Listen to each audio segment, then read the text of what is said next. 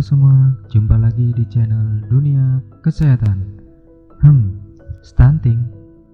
Apa sih stunting itu? Tahu tidak bahwa pemberian ASI MPASI itu bisa sebabkan stunting loh? Kok bisa ya? Sebelum lanjut, jangan lupa klik tombol subscribe-nya dan jangan lupa nyalakan loncengnya agar tidak ketinggalan update seputar dunia kesehatan.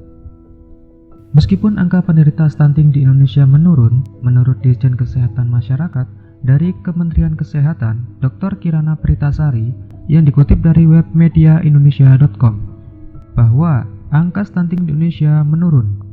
Namun ini semua masih terbilang tinggi di atas toleransi WHO, yaitu 30%, sedangkan angka toleransinya yaitu 20%. Sedih kan?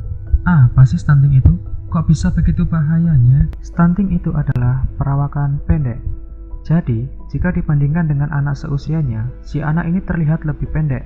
Jika ada pertanyaan apakah anak pendek itu stunting, tentu saja jawabannya belum tentu.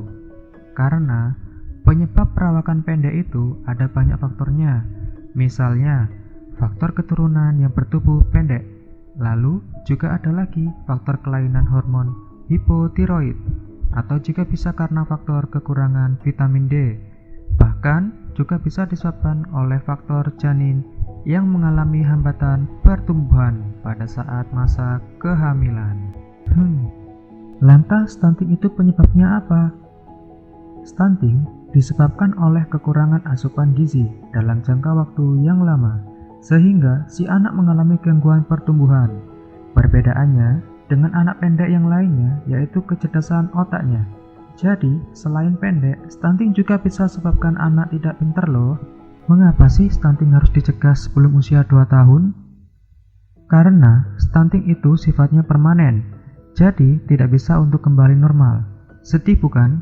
Asal kita semua tahu, stunting mempunyai dampak buruk yang banyak loh, di antaranya keterlambatan perkembangan, daya tahan tubuh menurun, anak muda sakit, dan kecerdasan berkurang. Jadi, si anak nanti misal jika bersekolah menjadi tidak pintar dibandingkan anak lainnya.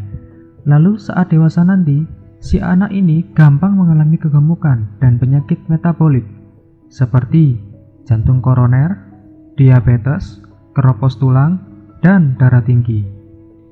Stunting itu sebenarnya bisa dicegah loh mam, dengan batas usia maksimal 2 tahun atau 1000 hari pertama kehidupan.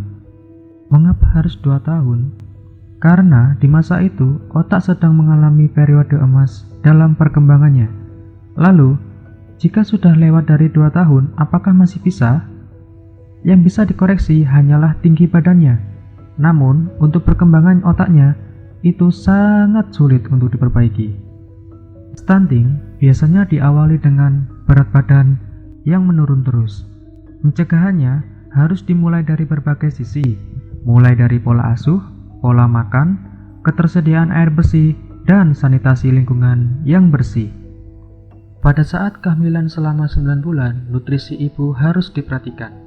Kemudian, pada saat lahir, sebisa mungkin harus dilakukan inisiasi menyusui dini, karena 1 jam pertama kolostrum itu sangat berharga. Kemudian ASI eksklusif selama 6 bulan. Lalu, dari 6 bulan hingga 2 tahun, ASI dilanjutkan, ditambah dengan makanan pendamping ASI atau disebut MPASI. Pola asuh di sini juga mengambil peran penting loh, karena di usia 2 tahun pertama terjadi penyambungan antar sel saraf otak. Sambungan sel saraf ini hanya akan terjadi jika anak diberikan perhatian, stimulasi, dan kasih sayang. Lalu, mengapa pemberian MPASI di sini bisa menyebabkan stunting? Karena pada prinsipnya, stunting disebabkan oleh 2 hal. Yang pertama, karena asupan nutrisi yang kurang dan salah. Kemudian, karena meningkatnya kebutuhan nutrisi. Kebutuhan nutrisi yang meningkat ini, misalnya, pada anak yang sedang sakit, semisal si anak sedang sakit diare karena sanitasi yang buruk atau juga sering mengalami penyakit infeksi saluran pernapasan atas. Contohnya, batuk, pilek, pneumonia berulang, karena tidak diimunisasi. Lalu, penyebab yang lainnya yaitu asupan nutrisi yang kurang, disebabkan karena faktor kemiskinan atau kurangnya pengetahuan sang ibu. Jadi, untuk ayah dan ibu sangatlah penting untuk tahu mana MPASI yang tepat untuk waktu 2 tahun periode emas ini. Dikarenakan di masyarakat masih memegang erat bahwa MPASI yang diberikan adalah MPASI tunggal. Misalnya, diberikan pisang atau bubur alpukat atau bisa juga bubur merah selama 2 minggu. Dan ini sangatlah salah. Mengapa demikian?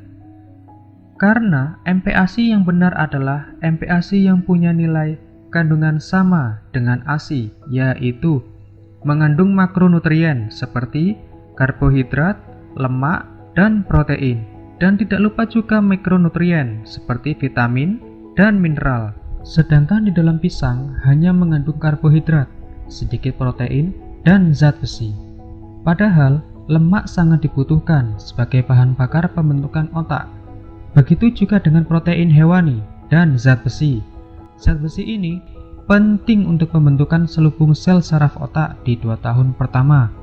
Karena itulah, ayah dan ibu sangatlah penting untuk memberikan MPASI yang benar dan tepat.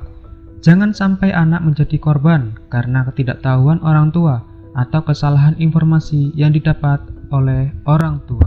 Begitulah informasi yang bisa diberikan oleh dunia kesehatan tentang MPASI yang salah bisa sebabkan anak stunting.